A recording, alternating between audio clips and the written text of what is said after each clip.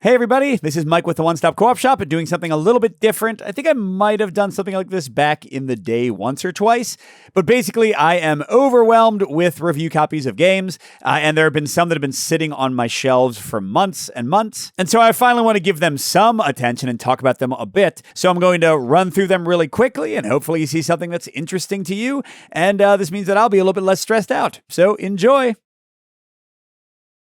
First up is Hunted Transylvania, which I did a preview for. And this is like most Hunted games, you're putting out cards, using the icons to get other cards, but you have to be careful that you don't have too many alarms when enemies show up or you have to go into combat and waste your energy. And during the preview, I talked about this being maybe my favorite iteration of Hunted, which I still somewhat agree with. I like the modularity that the different locations give you for difficulty, and the different bosses and how you can mix and match them is fun. But something else I found playing this final version is that once you get a really good weapon, you kind of are just on autopilot going through the enemies, which wasn't the case in the earliest games in the series, Mining Colony and whatever the not Die Hard one were. Because in the Die Hard one, you would have ammo, so you couldn't just keep on using the best weapons, and in the Alien one, you had the dexterity element of throwing the tokens. So I still like this one a lot, but I do feel like the actual tactical choices can be lessened depending on the swingy nature of the game.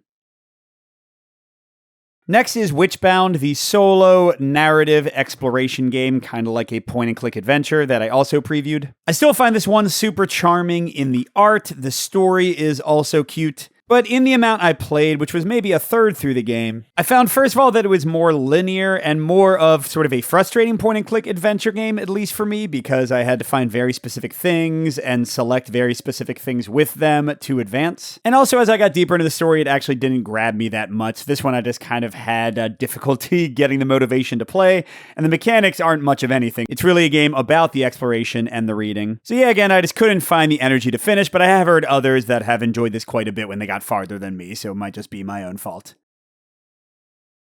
Next is Helsing, which I got a review copy of. This is a cooperative crisis management game where the characters are running around battling minions and trying to defeat a final boss. And I was quite excited about this one because it's based on a graphic novel IP that my kids and I enjoy. And the components are fun. They have nice acrylic meeples for each character. And it seemed like the kind of game I would love because the core mechanic is improving your cards, card building. You slide plastic sheets into the cards to make them better. Like Unstoppable or Mech Bunny that I covered recently, games that I really enjoy. But what absolutely killed this one in the couple of plays I had with it is that you can get tons of actions in your cards. This is an example of one that I upgraded in my last game quite a bit. And then unlike pretty much every game I've seen like this, you can play out all of your cards, you might have 3 or 4 or 5 based on drawing powers, and resolve any of the icons in any order you want. So I can use this attack, then use this move, then use this attack, then use that move, then use that attack. And you're supposed to mark things as you use them with these tokens to help you remember what you've done, while also remembering abilities you're resolving. And yeah, if you can't guess, this just became very, very annoying very quickly, which is weird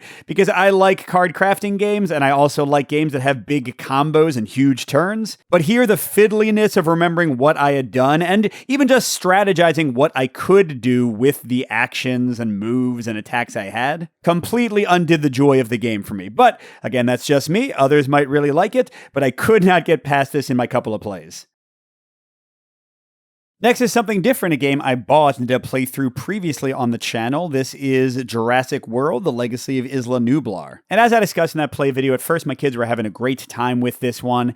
It's fun to run around dodging the dinosaurs. They have unique events and objectives for each scenario that go along with the movies. But man, oh man, oh man, the more we played, the more doing the exact same little puzzles in the exact same buildings for every single scenario got really samey. Of course, that's the case in a lot of Legacy games, but here it was a little dull. And then kind of a baffling design decision. One of the big unlocks, one of the big legacy elements of the game is that you get more and more items unlocked as you fulfill different objectives. But many of the items you unlock are strictly worse than items you already have, and they all get shuffled into a giant deck, so you get less and less likely to draw the most exciting and best items. So it makes the whole legacy element and progression feel less fun, at least in this case. Just a weird decision. And kind of similarly, you get new characters and you unlock new powers for them, but some of them are just obviously so much better than others, and some are kind of trash. I don't know why you'd ever use them. So just some weird design and balance decisions that made this one not as fun as we went on, and mean that I think we're never going to finish the entire campaign, unfortunately. Next, keeping the legacy thing going is Pandemic Legacy Season 2. I had done that review on Pandemic Legacy Season 1 after finishing it with my 13-year-old. We loved it. So I was like, hey, I'll get a copy of Legacy Season 2. And yeah, this one didn't go nearly as well. First of all, for whatever reason, my son did not love the idea of cubes coming off and putting them back on, even though it's kind of just a reversal of the regular Pandemic stuff. But additionally, without spoiling anything, he also didn't like where the story was going, although we didn't get that far. I think we only played through maybe March. He didn't like the limits on travel, and something I remember not liking, and this play reinforced it, is that as you add more to the map, I'm keeping all that stuff off camera, so I'm not spoiling anything, but as you add more, your resources get more stretched thin, and the game also takes away resources as you go, so it becomes more and more difficult to keep everything together, which works to disincentivize players exploring new places and adding more stuff to the map, but that's what you need to do to progress the story, so the campaign has a lot more pain points than I remembered, and they really bothered my 13-year-old, so yeah, I don't think we're ever going to finish this one, but I did also get Season 0, and I think since that's closer to regular Pandemic, he might enjoy it, although I don't know if the Cold War theme will have any interest for him. Next is Lands of Galzyr with the Dreams and Mysteries expansion. And this one I previewed, I've covered quite a bit, so there's not that much new to say. I honestly have only touched the expansion with one play since I got the final version, because I already played it so much when I did the preview. So I still pretty much stick by what I said then. It's fun to have a new character, it's fun that the character quests are expanded, it's fun that there are some other bigger quests that go across multiple months. But on the other hand, the game still has basically no progression in items. You just kind of level up sideways and don't actually get stronger. And it's still very much an open world, go and do whatever you want, which doesn't hold a ton of appeal for me, but some people I know love. Next up is one that I have not covered on the channel before. I got a review copy of this one after playing it at PAX Unplugged with the hopes of maybe doing a competitive corner review. This one is Madcala, and this is a fun concept. It's a 1v1 Madcala game where you're doing the regular thing, picking up all the stones in one spot and placing them around. But wherever you land, you get to do an action to boost yourself or hurt your opponent, and you're trying to get rid of all their life before they get yours. And each player controls a different faction with special cards and powers. Lots of fun diversity in there, including with the extra expansion they have with I think 2 more factions. So a lot to like here, but the reason I haven't covered it and I haven't played it that much yet is that my main competitive opponent, my 13-year-old, just doesn't want to play the game that often, and one of the reasons is the factions don't feel super balanced. There's been some discussion about this on BGG. Like Alice has this one character, which one is it? The Dodo that she can just use over and over again to do tons of damage, and it kind of can't be stopped. And looking on BGG, it sounds like it was a late-minute change that they didn't balance well. Other factions feel a little hard to get things going, a little hard to get combos together. So it's not a game-breaking thing. I'm sure we could find the factions that work pretty well or find some way to do handicaps in the game. But it has been enough of a deterrent that we haven't played the game that much, and I don't know if a competitive review will ever happen. Next up is Phanerozoic. This is from the same person who made Heroes of Tennefer, and I think as I recovered that one, they sent me a copy. And this is a species control, kind of nature-like game where you're playing different types of cards, plants, and animals, trying to pursue these different goals that'll score you points, sometimes trying to get specific species, or sometimes just getting points for having or not having certain things in the offers. And I have had some fun with this one, especially in kind of an Earthborn Rangers way, in that you can just play out plants and animals and they'll eat each other in ways that are maybe kind of realistic, and their population will increase explosively if you can get the right features for their environment. So it's kind of fun just to see like how the things play together and how different species survive or don't based on what's going on. But the actual game can be a little swingy, especially if your objectives are based on getting very specific species. I mean, you have 2 cards to choose from and you pick one at the end of the game to actually score. But sometimes cards just won't come out, or those cards will get taken out quickly. The math can also get a little crazy because sometimes you'll have species that are 32 or 64 large, and yes, the game does give you cards that go all the way up to 8, but when you have like 4 cards of 8 on a single species, it gets a little bit fiddly. So I played the solo mode a bit, it was fine. I played competitive a bit, it was fine. It just didn't hold my interest for that long, so I didn't want to dig too much into Phanerozoic.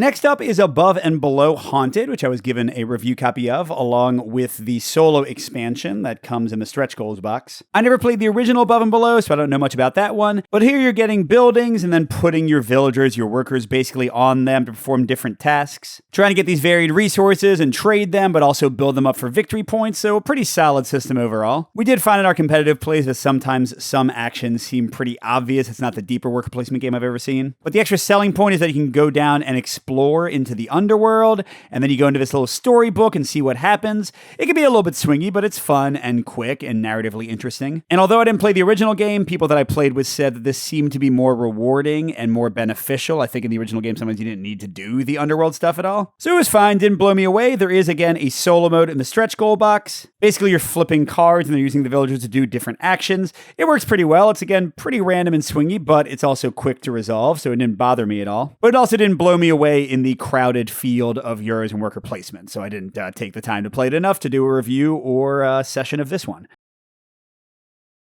And finally, game number 10 is Children of Morta, the board game, which I did get a review copy of. I did a preview of this one, and what I said there basically still applies. You have unique characters, you're pulling tokens from a bag and using them to activate different powers, attacks mainly to deal with enemies that are spawning constantly. Then you roll dice of varying powers to resolve those attacks, you try to kill the enemies, gain little tokens to help you use your special powers. And it's all fine. Like I said in the preview, I think the decision points are pretty obvious sometimes. It definitely didn't hold my kids' attention, which is sad because they played the video game that it's based on, but this one did not stick with them. And while there is some variety in the stages and scenarios, you're supposed to grind and play the same ones multiple times, which didn't hold that much interest for us, especially because the leveling up is kind of anemic at times. Like, you vaguely increase your powers, they might do a little bit more damage. You can also add stronger tokens to the bag, that one's nice, and form friendships with each other, so you get little bonuses when you play together. It's all fine, but again, the play-to-play sessions weren't that exciting for us, and I heard from people in the Discord that once they finished the campaign, they didn't see much reason to return to it. And once my kids dipped out, I kind of did too. So there you go, 10 games in hopefully 10 minutes or less. Let me know your thoughts on some of these, especially if you got to play them. And with that, I'll go refocus my efforts on all the other games I got to cover. So thanks for watching, everybody, and a special thank you to our biggest Patreon supporters, Dan, J. William F., Steve Wren, KCW, Andrew R., and Chris C. We'll see you at the next stop.